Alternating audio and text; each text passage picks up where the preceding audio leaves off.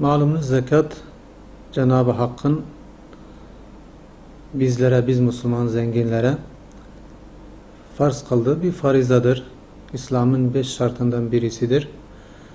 Ve bu zekatın verilmesiyle zenginler cimrilikten kurtularak cömertçe davranmaya teşvik eden en güzel bir müessesedir. Çünkü insan eli vermeye alışkın değildir. Verdikçe eli vermeye alışır, sadaka vermeye çalışır, zekat verirken daha da eli bollaşır ve fakir fukarayı gözetmek suretiyle hem kendisi manen tatmin olur, hem çevresindeki insanları da memnun eder.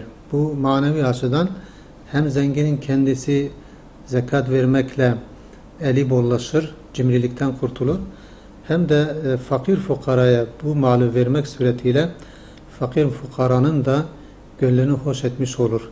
Malumunuz zekat Cenab-ı Hak değişik mallara koymuş.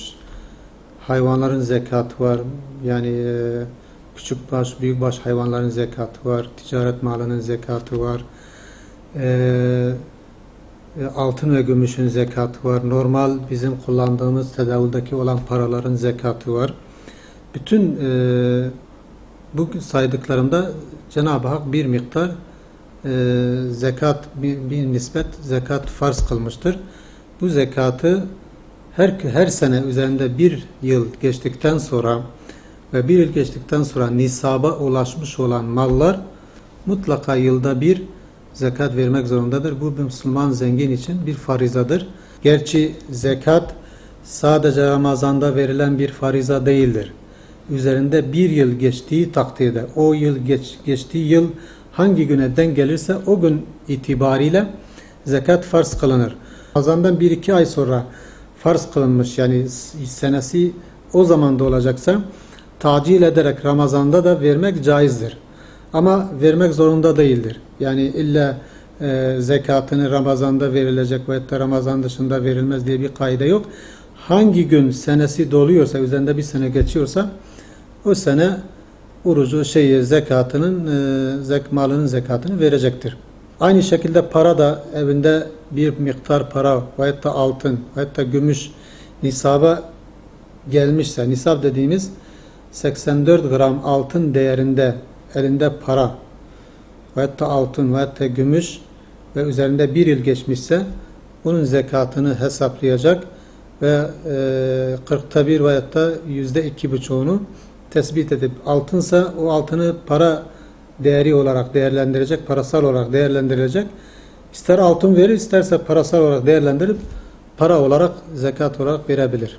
Şimdi zekatın toplumsal faydaları çok.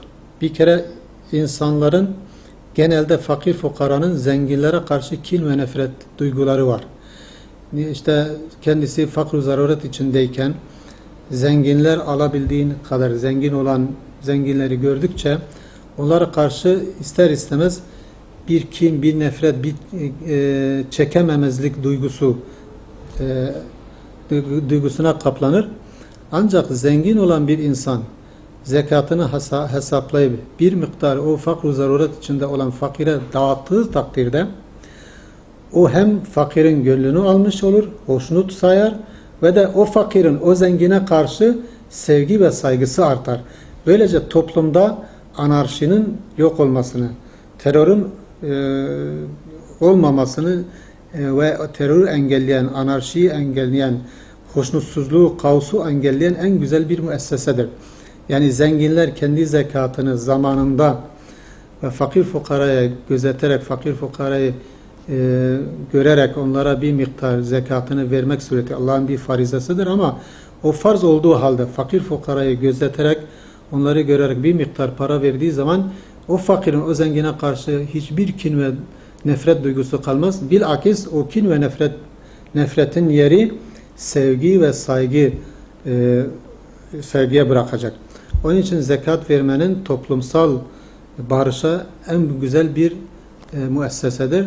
Toplumsal barış istiyorsak gerçekten zekat müessesesini iyice işlemek lazım ve iyice zamanında ve gereği gibi vermek lazım. Verildiği takdirde fakir fukaranın gönlü alınmış olur ve zenginler ile fakirler arasındaki aradaki o uçurumu asgariye indirir ve nefret ve kin, adavet duyguları sevgiye, saygıya dönüşür.